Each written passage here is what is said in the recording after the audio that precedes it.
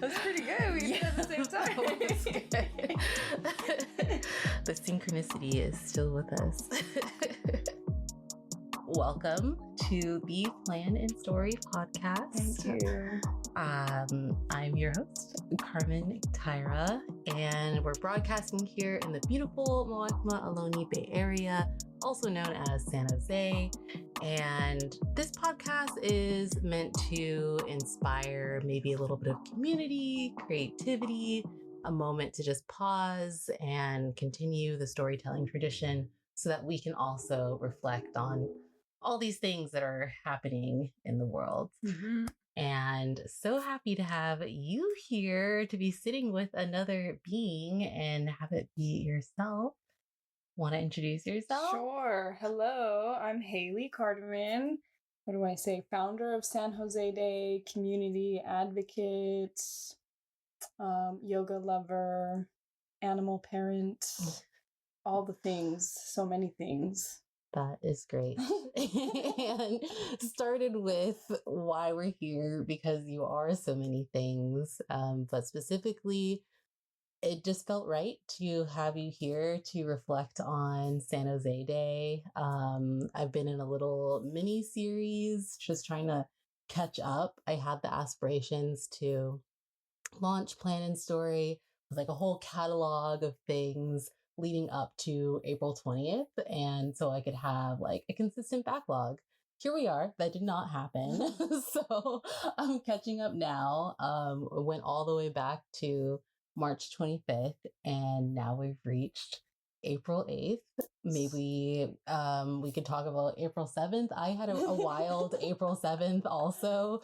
I did recap that one in the last episode. I went to Culture Night Market at Seven Trees. I went to this Catalyze SV at the exhibit in Japantown. They did like a walkthrough of housing, and I went to Makla's Latinx opening for their auction, which just happened. So that was my April 7th. Let's start there with you. I can only imagine the day before a really big event, a lot happened. Yes, I feel like I'm looking back at my pictures right now to help like recount what April 7th was all about. And I went to the plaza early that day around, I think like 9 to start chalking out the space. And here's a photo from above. We measured and chalked out every single space, which was a total of 60. And it was a really cloudy day. That day was very eerie. And I think like I had my nerves and I was excited. And I feel like April 7, I enjoyed the presence of others much more because I felt like a little bit more calm. Like it was like the calm before the storm. And then that night we set up the gallery the night before, and we were, like waiting for artists to bring their stuff. So it was like very chaotic. And here I have a photo of George being Mr. Curator on the computer, calling folks like, where's your artwork? And just, doing last minute computer things. But the day before when we set up the gallery, like, was such a sweet moment for me to be surrounded by a lot of people that I've been in the community with since kind of the beginning for me, since like Local Color. Since the first Local Color in the Ross location on First Street. It was like Jimmy Fonseca, Alex, Mary, George, like Eric, like just a bunch of homies coming together to hang art, and everybody was like contributing different things, and I was just like, wow, like the energy was like so special and nostalgic, and I really just enjoyed like being in the presence of others. That's great. Yeah. And this is a non-linear reflection. So did you want to go back any further in time and leading up to San Jose Day? Maybe you talked a lot about, if you haven't already, check out Haley's most recent podcast with Daniel Garcia and Content Magazine, because you go all the way back to the beginning. So maybe not all the way back there. I learned so much about your childhood and just more of like other things you've told me previously. But anything leading up to San Jose Day that you also want to give any mention to, or I guess maybe what was that deciding factor to bring it back, and yeah, the day one conception of San Jose Day 5. Yeah, so bringing it back, so I had not been working for like 8 months, something like that, and had started to feel like more freedom and creativity within myself that I was like, yeah, I think like I have the steam to do this again. I think previously it really came down to how much capacity I had to plan a big event like that, and also just being a little bit nervous about like, like judgment or people not accepting the event for what it is, or stuff like that kind of would get in my way. But for years, like since the pandemic, since 2020 happened, everything was just like in hibernation. And a lot of people would ask me, like, when are you bringing it back? You got to bring it back. Like all this, like, it's pressure. And I just kind of always would just like bury my head in the sand and just like, oh, I'm not sure. I don't know. But yeah, having that time off from working and like being in San Jose, like separating myself, like really just like refilled my cup. And, when I started like doing consulting and independent contract work for myself, I was like feeling really good about my own creative flow in my professional world. So yeah, so I just was like, yeah, I'm like excited to take this on again. And then coming back to San Jose just made kind of like, after being away for some time, not a long time, but for some time, it did make me like really like miss and love San Jose again coming back. So I just feel like everything was just like, it all happened in the right timing. That is great. And on the day, my first sighting of you was in your Blundstone with your clipboard and your walkie-talkie saddled on you. And my pepper spray. Oh, we love it. You never know what's going to happen. Where do you typically source your pepper spray? Amazon. Amazon. Okay. It's really random, but like Staples or either Office Depot or Staples, maybe they both do have it in their little checkout thing. Okay, good to know. CVS. Because my Amazon one broke. So I need another one. Haven't been walking around without a weapon, and it feels a little scary when I don't have my dog with me.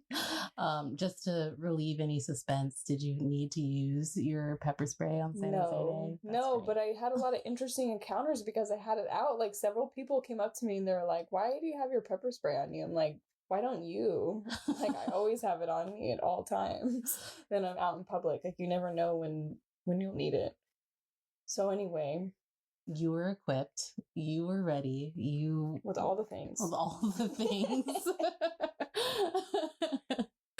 And how did the day kick off for you once you landed at School of Arts and Culture? What was kind of the first thing for anyone who hasn't organized an event before and is like inspired by what you did? Like, what did the start of the day of that role look like for you? Well, I didn't get a lot of sleep that night. We stayed at the plaza setting up the gallery until about 11:30, and then I went home, tried to make myself some dinner, finish any last minute computer things, and then really just like enjoy myself before the next day. I had the jitters. So I woke up really early that day. Had to take care of my dog, do all the things in the morning before we go, and I picked up donuts, and I got there early before I was even allowed to go in, and I just kind of was like just sitting in my truck anxiously waiting for their event staff to get there.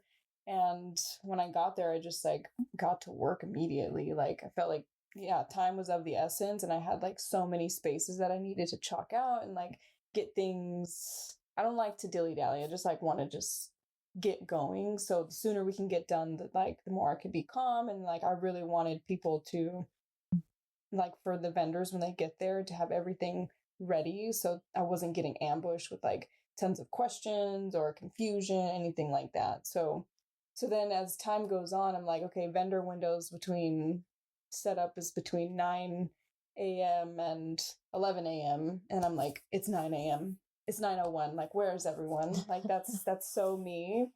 And so, people were late. And so the first hour, I think the first hour of the event, there were a couple people that were late, people not showing up, and that caused like a lot of stress for me because there were some pretty essential people that needed to be there that weren't there.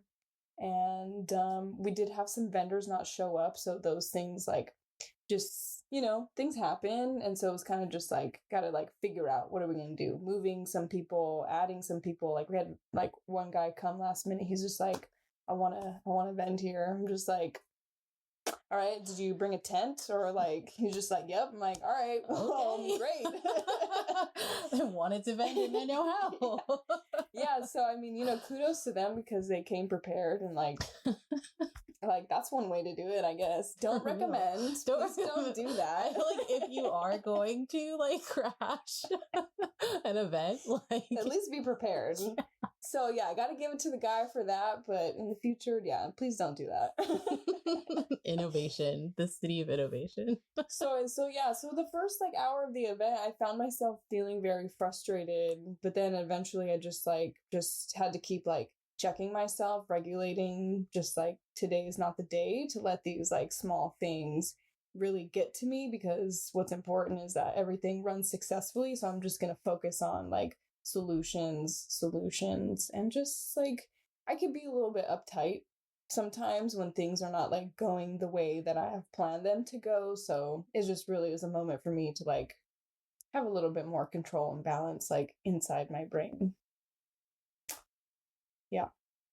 That is important practice, and I can relate. I had a totally like weird experience in being a support role in San Jose Day. So my perspective of it was like hyper levels of engagement. Like after looking at all the tracking, like I logged over or close to 500 transactions. So that's like every single one of those was literally a ticket exchange. So if you came and got a drink ticket and supported narrative fermentation or foxtail fermentation, I was your ticket provider.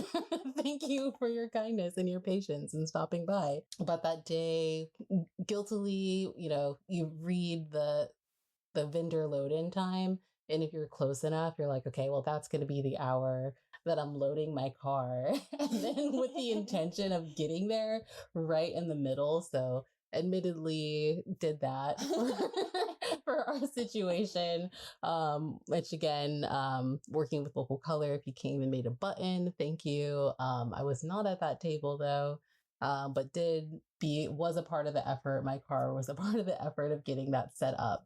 And then it was like, a volunteer is here. They need help and what to do.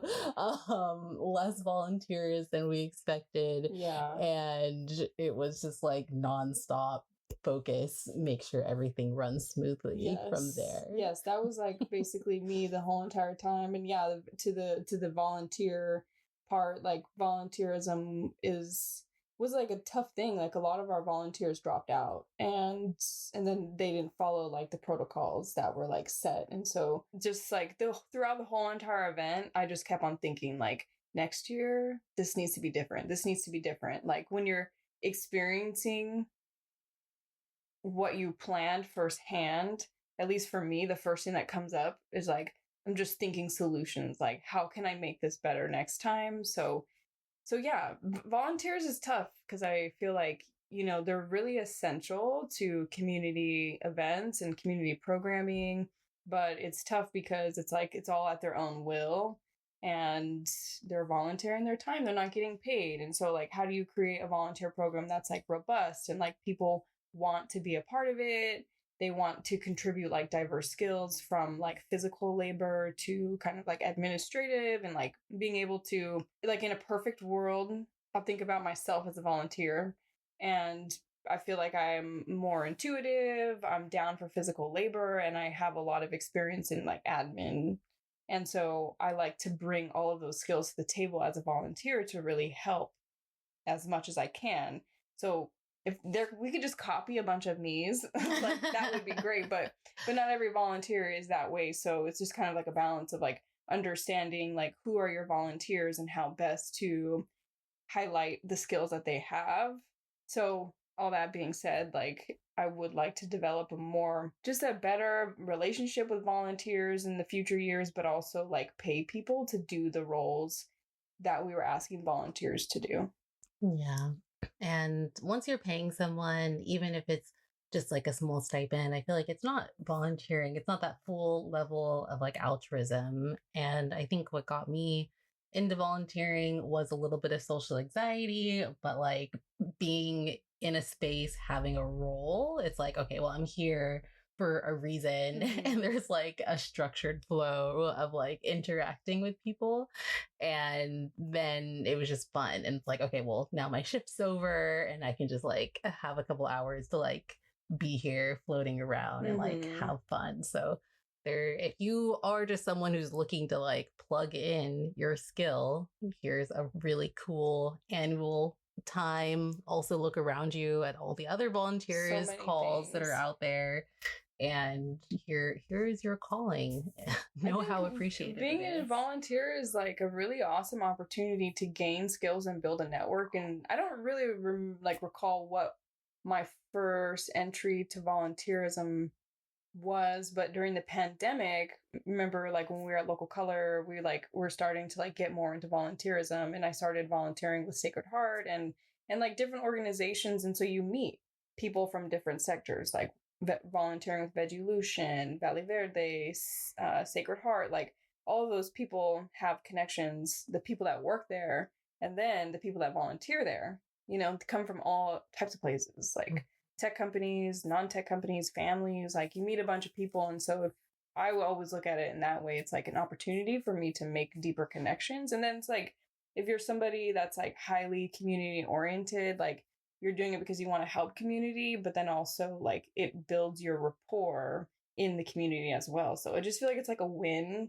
in every direction. Like, yeah, you have to sacrifice a couple hours of your time, but I think it's like so worth it for everything that you get out of it. Absolutely.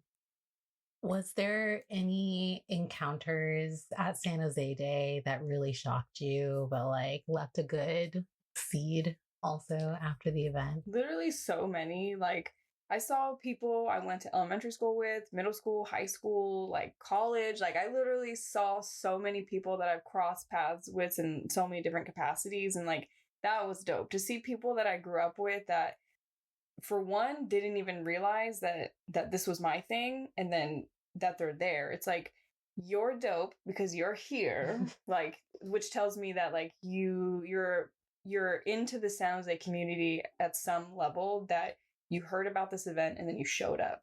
And then on top of that, like, we grew up together. So like something about that is awesome, because I'm like, where I came from, they came from somewhere similar, and then we're still here. And another like random thing, like one of the guys that I work with, he works in finance, brought his brother, who was a preschool teacher or first grade teacher, who was one of my mentor, Alina Yin's first grade teacher.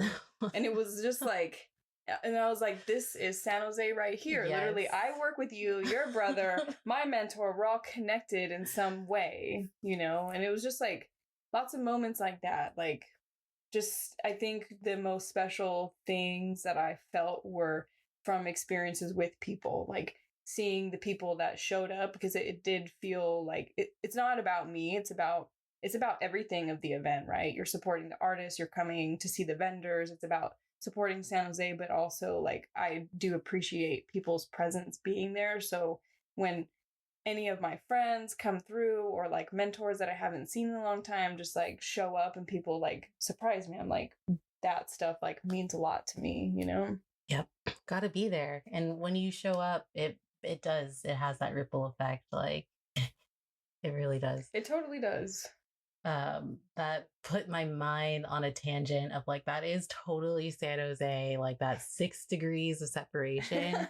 And like that thought turned to like 6 to 9 degrees of separation. And is there some kind of crazy math formula that we can take 699 and divide that up into another day. Like, well, I don't know.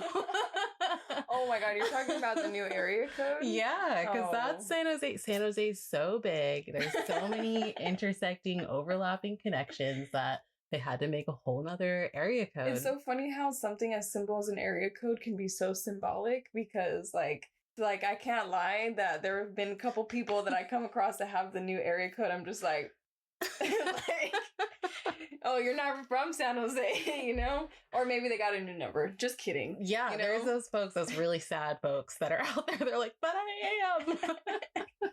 But it's like they want 408, you know? It's like it's just numbers, but it is like, I feel like it is a part of like San Jose's identity is to rep like the 408. It's part of San Jose's identity to rep the Sharks, like all of those things, to rep like a certain building in San Jose or a certain street. Like, I love that. I love that because it makes us unique, but I feel like it's kind of like that everywhere you go, you know? Yeah, there's landmarks in language, in geography, in numerology. I don't know. Maybe someone out there is down to make the 699 day happen, because we do need to embrace. But like, how would that even work? I don't know. 6 and then 9. It could be is June 3rd too soon after 408? Okay. It could be like backwards numbers. Is 6 times 9 31? No. I'm not good at math. So to thinking about like the 6 degrees of separation, I don't fully know that whole idea and like what the word 6 and degrees of separation means, but it makes me think about the web of network that like I described with like my coworker, his brother, my mentor, and think about that on the whole entire scale of the event. And then so think about every person that's there knows another person that may be there or maybe a part of the show, or they have their own web, and there's all these like connections. And then think about the energy that's brought through that individual and those connections. And to me, that is single-handedly like what makes San Jose Day and the 5th annual specifically very special, because I feel like the energy was like really, it just was like orange. Like that's how it felt to me. Just like this like very like harmonious, soft sun, warmth, like just like good. It just was good. And then when I think about like how that happened, it's like literally every single person that stepped into the space contributed to the programming, from the artists, the art show, the curators especially, because it was like all of us pouring our creativity into a project. And then with creativity comes that network. So it just all funnels down to the people and the energy that they brought into the space or into the programming. Thank you. Thank you. Every single one of you. Like, really, thank you. It would not be what it was if all of those people weren't a part of it. I feel like I felt so like full after that event, and then also just like very tired at the so same full time. And empty. Yeah, because it was so much. Yeah, it was just some, in Super Mario we have to like blow up the balloon. Like I felt like that little mini game, and like I just popped, and my little confetti was just like floating on cloud 9 for a really long time. Yeah, I'm still feeling pretty like energetically recharged from San Jose Day. Like it holds, like the 5th year holds a very like special, positive and fulfilling space in my heart right now. Like after the event, during the event, leading up to the event, like so many things have been happening since November to April, when all of the planning was happening. Like I started a new job, I was doing my yoga teacher certification and planning San Jose Day all at the same time, which is like the most like Haley has ever operated ever. And yes, I'm so freaking proud of myself for the amount of things that was on my plate that I managed, like all the things. So San Jose Day is over. The next day I'm just like, no, like closing off. It's crazy how like being an event producer, like even my time with Local Color, like anytime there was an event, it's like after the day after, we don't talk to each other. I need some space. I need time. I need silence. Like, it's crazy how much it really does take from you. And I feel like it took me like a month where I kind of was just like, I don't want to talk about it. I don't want to think about it. I just need like a lot of space. And not because it was a negative experience, just because it was like a really full experience where it was like charging, but also depleting at the same time. Like, that day, I clocked fucking like 5 miles worth of steps just in the plaza, going back and forth. Like, so just on the level of my feet. And then think about like the mental energy that it took to go into all of that. Like, it's a lot. Yes, I felt that. I also felt like after that event, because of working it, I like realized once the event was over, once the last band had played, that was like, oh snap, like I missed it. Like I feel like that's why I really wanted you to be here too, because I wanted to get your perspective. You were also like hella working it, but you were working it on all angles, which forced you to move around the event. So I'm grateful for you and your 5 miles of steps that you saw the rotation around the sun that was in the plaza that day.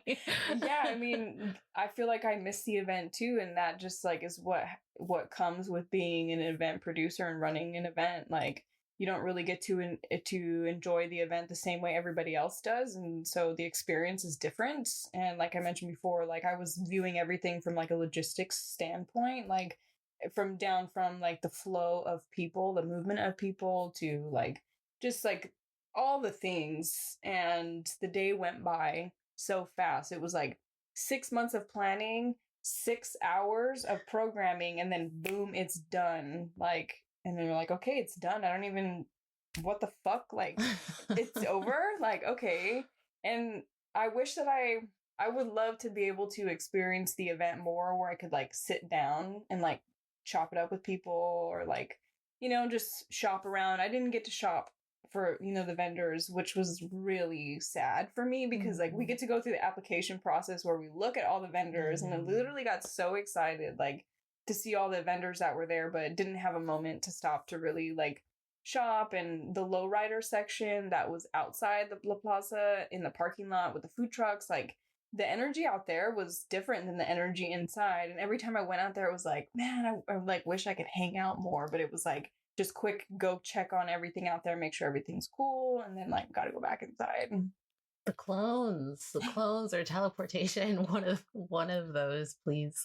So during the event, I had run into like just a guy that I've known in the community for a long time. He kind of was around during like the early local color days, and he's a photographer now. And he came up to me and he was just like, dude, this is dope, but like next time you gotta like have people to manage like certain areas. And I was like, wow, genius. Yes, because I was literally, that's why I clocked 5 miles, because I was walking so much.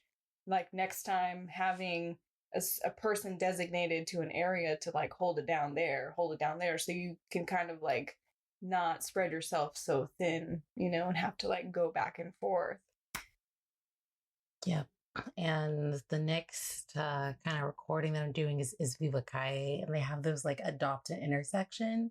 And I feel like seeing those events on these scales, like knowing the fundraising efforts that you put into San Jose Day, and like the resources versus the result versus like all the logistics that resources fund. It's like a big arc. Like, you attending that event, you would not know the level of resource that you're working with. Honestly, it doesn't show itself. A lot of that has to do with the School of Arts and Culture, who are wonderful and subsidize support to and provide the team and the venue and the location to really help encapsulate everything. For sure. But so much was done with a really tiny tribe, and one really epic Haley that was very determined to get this done. So yes, thanks on happen to Well, city. one of the great things that I've learned from my work at Local Color is that everything is scalable. So, working at Local Color, doing mural work, it was like working with artists, like everybody has to be flexible, like because the value and the resources available is going to be different for every project, for every situation. So I'm grateful that I had that experience to like learn how to actually like make things scalable. And so my goal was 50,000. We didn't make it to 50,000, not even close, but that's okay. Like, and like when I would chat with staff at School of Arts and Culture, like I want to pay the performers this much, and they're like, wow, okay, chill. Like that's crazy for the amount of time that you're putting. But I'm like, but to me, I'm like, I'm trying to like elevate them and pay them what I genuinely put in numbers that I felt like they deserve. These are like big bands, like market rate numbers. Exactly. I mean, not even, but exactly local market rate, right? So think about Miss Hits, for example. How many band members they have? Like somewhere between 5 and 7, and then they're sharing the budget that they got. It's like I want to elevate them so that each of them walk away like feeling fulfilled, and like then a larger budget can support their group succeed even further, because the more funds they have, the more things that they could do and like invest in themselves. So that was the goal behind $50,000.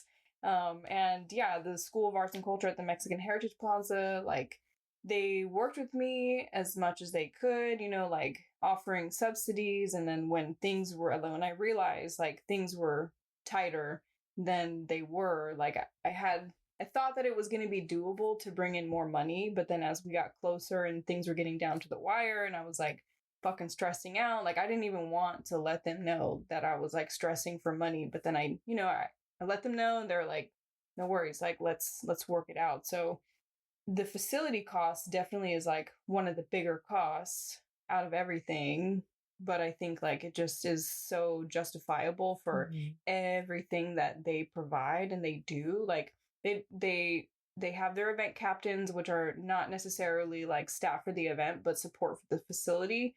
But then like the stage and the audio, they had a stage manager, like several people on deck to manage all of the sound, to manage the artists coming up. Like that is so valuable. And if I was to go do this event anywhere else, it would be so much more than that, like, so I didn't mind paying the money because it was just all worth it and they deserve it. And I think me also having the lens of working in nonprofit and understanding just like how all of that works, I felt okay about paying the money forward, because it's like I get it. We've all been there when you're trying to do something grand, but you got to work with less, and then they're being nice by reducing the cost so that the community event can be successful. So it's like we all got to kind of like work together to find the right balance. Yeah, and I believe that all should be truly all inclusive, and that community buy-in as well. If you can't volunteer your time, volunteer $1, like literally $1 goes as far as $1 can take you. And that's a good point. That stacks up. That if makes a everybody difference. Contributed $1 that came to the event, that would have been nearly $8,000. So that's something that I've been thinking about, like, since the event has passed. Like, I really have always had this philosophy about San Jose Day that it should always be free to the public to enjoy, because those are the best types of the events, where you could just show up, bring your family, whoever, it's free. But I just like, I feel a little bit like mixed about asking the community to pay to enjoy something like this, because I feel like for the importance of a cultural event like this should really be put on, I don't know, the city of San Jose, corporations that take space in our community, like others, not us. Like we're let's just generalize and say we're the middle class. The middle class is just trying to enjoy their community, trying to express themselves through creativity, to see each other in the community, do fun, family, safe things. Like, why should we have to pay even more than we already are to just exist here than to pay to go and enjoy a community event? Like, absolutely understand the ethics of that.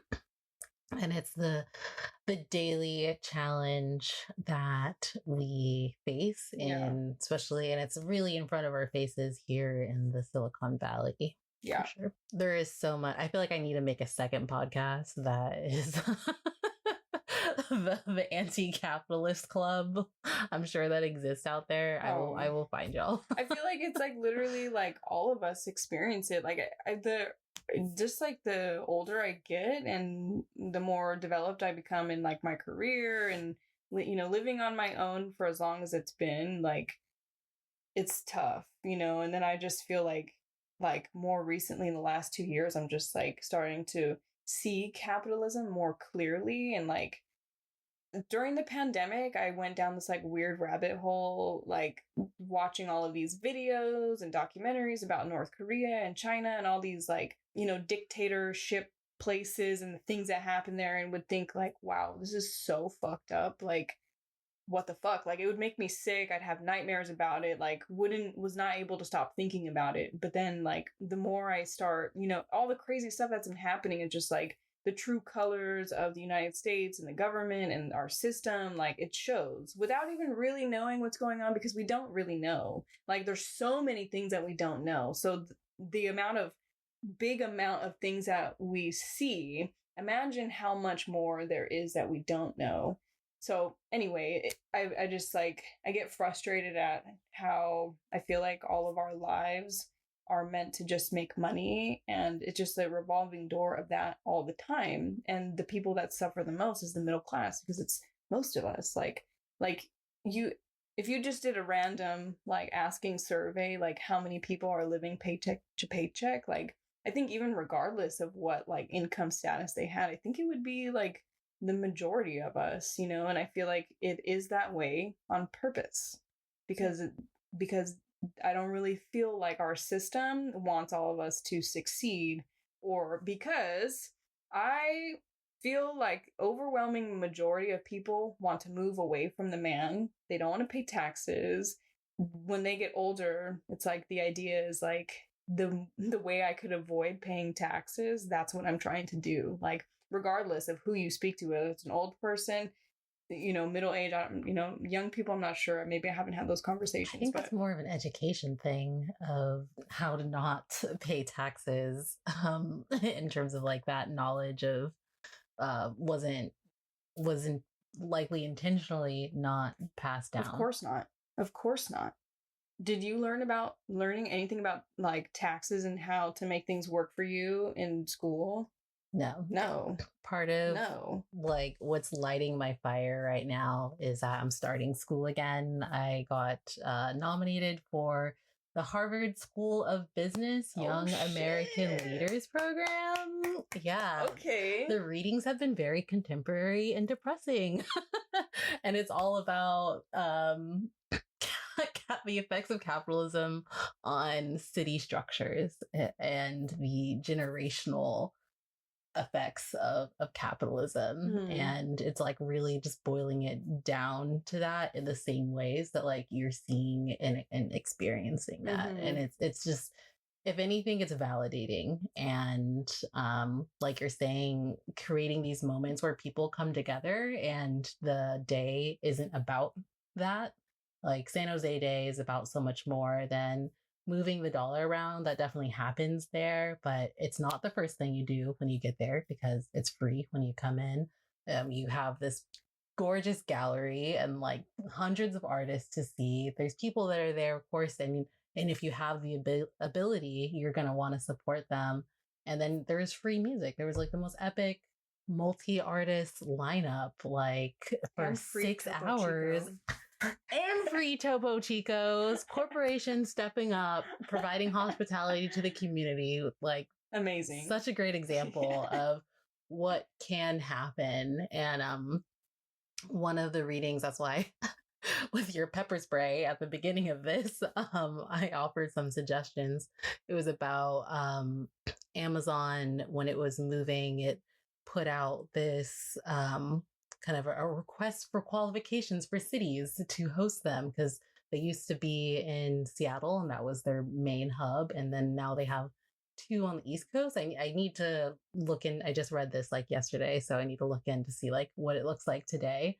But they were being offered like these huge tax breaks and subsidies for the corporation, and how it's just, yeah, the antithesis of like thinking that that money will find its way just on its own and like through altruism. And like if it's difficult for the everyday person to, you know, take time to volunteer, then let's put that responsibility on these corporations to like to like determine where those funds go. And well, where does the responsibility come from? It comes from, there is no, well, there is like no factor that's like you have to do this. We have a democratic system still, which is the slight difference here is that, I don't know, I guess, well, that part of me of like when democracy is working, it can do things, but for it to be working, it takes participation and for people to more than just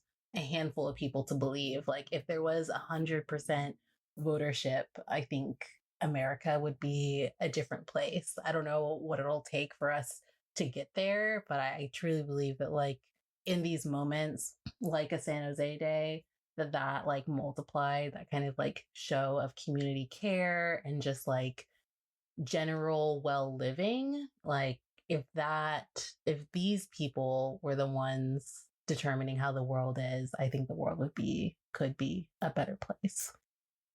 Okay. Yes, I did get chills when you were just saying that because it made me think about like we got together this year to vote together, right? With a small group of people, and we were looking stuff up, we were talking, some of us even disagreed with each other, but it was all good, right? And that was awesome because I feel like I needed that support going through the voter process because I didn't feel confident to do it on my own. And then recently we both attended the School of Arts and Culture's La Avenida. La Avenida project where they bought real estate and how they hope to transform that real estate into community resources, creativity, expression space for Mayfair Eastside community. And like that was such an inspiring experience for me because like I'm from Eastside, but I didn't like grow up like going to those areas, but now as an adult going back to Eastside and experiencing it, like just like this is such an amazing resource and it's such an amazing organization hosting this. Like it's exactly what we need. But the point I'm making here is that togetherness, I feel like they have been hustling and they're doing it with lots of people behind them. And so, you know, what is it going to take to get people to really vote? And I feel like our small group of us getting together, or what is it going to take for things to change? I feel like it is togetherness, but the difficult thing with togetherness, especially when it comes to politics, because politics is tied to people's identity. And, you know, I feel like these days people have like such a difficult time accepting others who are different. But so I feel like if we can continue to like cultivate that within our community, like the more the better, you know? So maybe we should do that again next whenever we vote. And, you know, and so these experiences with many others have kind of like inspired me in the last couple of days to think about like, how can San Jose Day be more than San Jose Day, and how could it be a catalyst for something bigger for San Jose? Because like this project with the School of Arts and Culture, like it's, to me, I see that as it's a preservation of our culture, just like San Jose Day. Like so many fucking things are changing in San Jose that we don't necessarily have control over, but I feel like it's because we don't know. Because their processes keep us from knowing, and or maybe it's difficult to navigate. So it just made me think like, should we start like a collective that does things like, or could we like bring more collectives together to like, because the more people you have backed on something, pushing something, they know somebody, again, bringing it back to the network. Yep. Like if we take our energy, our skills, our networks and bring that together for the greater good, like I feel like we really could accomplish anything. But I think for that to be possible, like the intention needs to be clear, the space needs to be safe, and people should be able to express themselves and their ideals, and that be okay even if you don't agree. And I feel like just as a whole country, like we need to get on that page. Like I was thinking about that today when I was driving, like randomly. It was like, why is everybody so mad about what other people are doing? And like, why can't everyone just live their life and be okay with that? Like there's so much space and land and outlets for expression in the United States, but like why is there such a divide? Why does one person or a group of people want to rule everything? And it's like the history of humans, like that's what it's been. Yeah. Like why?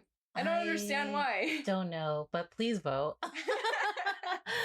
Please vote, because Florida is a scary, scary place right now, and folks are putting their names out there to be United States' next president, and so that is the next election. I saw that.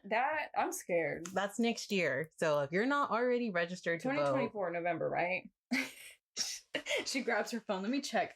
Okay, well, don't quote me on that, but yeah, lots of scary things are happening, and things happen underneath the scenes that we don't necessarily know about. So, just, I guess, like, just encourage whoever's listening and each other to just, like, band together with others, maybe like-minded, but just with no attachment that we all need to agree on everything. Yeah, for just awareness. And yeah, that lobbying body, maybe it comes to be with like, this is the momentum. There is a different energy, and I really felt it in that day, and it just had me refocus. And I feel like that was part of the reason why I just like wanted to put a pause on recording and the podcast, because like part of my motivation was like a capital gain, like of being on a fixed income, working for a nonprofit, which I'm fortunate to have the stability, but that also comes with the sacrifice of making a below market income, and also just living here in the Silicon Valley and in San Jose, and being a single individual doing that. And so, but then I was like, no, like I don't want it to just be about that. Like, but of course that's where your mind went, because we grew up in a capitalist society. Yes. It's ingrained in us to take every single thing, even if it's something creative, and turn it into making money, because we have no other choice. Because you have no other choice than to make those decisions, because if you don't, then you can't survive. Yeah. Like, it's so shitty. It's just like a revolving door that fucks itself. Like, instead of a revolving door, I would love it to just like be some sort of balance scale. And so that's what I'm working on right now. This has been great and really fun. Carmen for president 2024. Just put her name on the ballot. No, I'm too young. But yeah, the next one though. Okay, now you know. Still put her name down though, so we get to be familiar. Carman. Thank you. But over the cups overflowing, like with this kind of gumption, and I believe in anything because I saw this transpire before my eyes. And that night or the next morning, in your weeks of recouping, what were some of your thoughts about, I guess, your power or anything? What were some of your thoughts? I think the thing that stands out to me the most is like what I mentioned earlier, is like the energy, and just the energy that was there was so real, but like unreal real, like I felt it very much, like physically, spiritually. And I think it's a combination of me just like, reconnecting with my spirituality, and like, but also like just the people that were a part of it. Everything always comes down to the people, and I'm starting to realize that more and more. And just the power of working with others. I think that's been a difficult thing for me with San Jose Day, because it's more than just a project. It's also like a very like personal and passionate project for me. So I have a very specific vision, but yeah, just like that also made the event super successful. It was like being able to lean on others and bringing in the right others, and the right others that have good intentions and are all creatively unique in their own way. And so that unique formula of individuals pouring their creativity and energy into a project like made it exactly what it was. So that's my takeaway. I know I already said that, but that energy has really been like sustaining me since then. Like the connections that were made, like I got close with a lot of people from that project, and just like I feel like I haven't been as creative as I maybe once was at one time. And so I feel like this experience really like recharged my creativity in an old way, but it was also a new way because I feel like I was dormant also for some time. So it kind of was an affirmation for me that like creativity comes through in many different ways as well. So it's not just about, you know, photography or painting or what you can do with your hands, but also like what you could do with your mind, your voice, your spreadsheets, and also like the curation of people. Curating is a creativity in itself. So yeah, just a very recharging experience. I'm so happy. I'm so happy that it happened, that we're here, that we look back on it. Thank you for looking back on it with me. Yes, thank you. 2024, is it too soon to ask? It's not too soon to ask. Maybe if you asked me that like 4 weeks ago, I would have said, Carmen, don't talk to me. But 2024, that would be the 6th annual San Jose Day. It's for sure happening. And I feel scared saying that, so please don't hold me to it if something happens and I don't do it. Forgiveness. Because things can change, but I feel pretty confidently at this time that I want to do it. And I believe in myself and my ability to accomplish things right now.